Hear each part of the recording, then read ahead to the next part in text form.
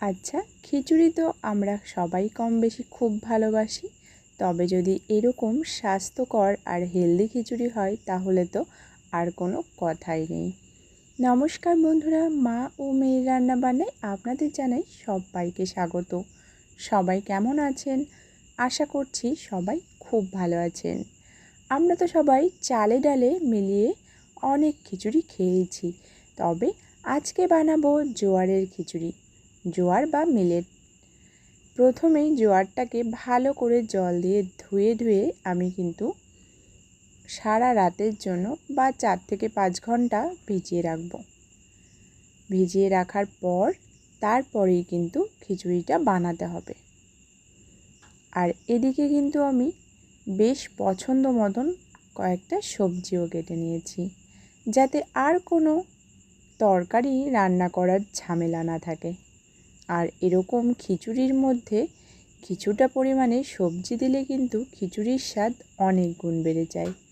আর খিচুড়ি অনেকটা হেলদিও হয় যেহেতু সবজি দেওয়া হচ্ছে। আর আমি কিন্তু রান্নাটা করছি আজকে সর্ষের তেলে। আপনারা যে কোনো খাবার তেল ব্যবহার করতেই পারেন।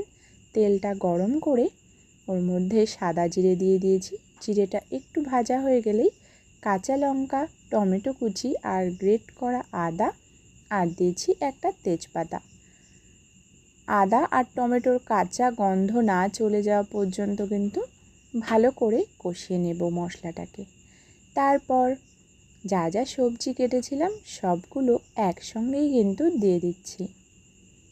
আমি এখানে আলু, পটল, গাজর, বরবটি আর নিয়েছি ঝিঙে। আপনারা আপনাদের পছন্দ অনুযায়ী সবজি নেবেন। এবার সবজিটাকেও বেশ ভালো মতন কিছুক্ষণ নাড়িয়ে চাড়িয়ে নেব। আর পরিমাণ মতো লবণ দিয়ে দিচ্ছি। লবণটা দিয়ে সবজিগুলোর সঙ্গে মিলিয়ে নিচ্ছি।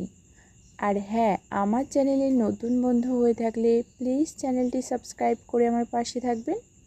আর আমার নতুন নতুন রেসিপি আপনাদের কেমন লাগছে কমেন্ট করে জানাতে একদম ভুলবেন না। আর ভিডিওর পাশে বেল আইকন রয়েছে, প্রেস করে রাখবেন, তাহলে যখনই আমি নতুন নতুন রেসিপি শেয়ার করব সবার প্রথমে আপনাদের কাছে নোটিফিকেশান পৌঁছে যাবে। আমি এখানে অড়হরের ডাল ব্যবহার করছি। আপনারা চাইলে যে কোনো ডাল ব্যবহার করতেই পারেন। ডালটা দেবার পর কিছুক্ষণ নাড়িয়ে চাড়িয়ে নিয়ে আমি কিন্তু মিক্সিতে একটুখানি ঘুরিয়ে নিয়েছিলাম জোয়ারটাকে।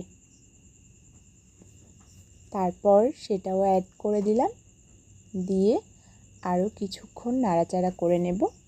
এই সবজি ডাল সমস্ত কিছুর সঙ্গে জোয়ারটাকেও একটু নাড়াচাড়া করে নেব।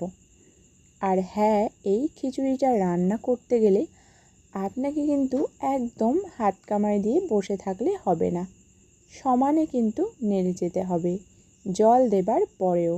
আর হাতটা অবশ্যই সাবধানে রাখবেন, কারণ অনেক দূর ছিটে ছিটে লাগে, হাতে লেগে যাওয়ার সম্ভাবনা থাকে গরম খিচুড়িটা। আর হলুদ না দিলে তো খিচুড়ির কালার আসবে না, তাই আন্দাজ মতন একটু হলুদও কিন্তু দিয়ে দিয়েছি। হলুদটাকেও মিলিয়ে নিচ্ছি। এবার কিন্তু কড়াইটা ভরে আমি জল দিয়ে দেব। একদম কড়াইটা ভরে জল দিয়ে একটু কিছুক্ষণের জন্য ঢাকা দেব। এই 1 মিনিট মতন ঢাকা দিয়ে রেখেছিলাম, তারপরেই কিন্তু আমি নাড়তে শুরু করেছিলাম। নামানোর আগে একটু বাদাম আর কিশমিশ দিয়েছি, আর একটু দেব ঘরে বানানো ঘি। ব্যাস, তাহলেই হয়ে যাবে আমাদের গরম গরম হেলদি এবং টেস্টি খিচুড়ি। একবার বাড়িতে বানিয়ে আমাকে কমেন্টে জানাবেন। এই যে আমার নিজের হাতে বানানোর ঘিটা দিয়ে দিলাম। ঘিয়ের রেসিপি তো আপনাদের সঙ্গে আগেই শেয়ার করেছি, আমি কিভাবে বাড়িতে ঘি বানাই খুব সহজ পদ্ধতিতে। দেখা হচ্ছে অন্য কোনো রেসিপিতে। আজ তবে আসি। সবাই ভালো থাকবেন, সুস্থ থাকবেন। ধন্যবাদ।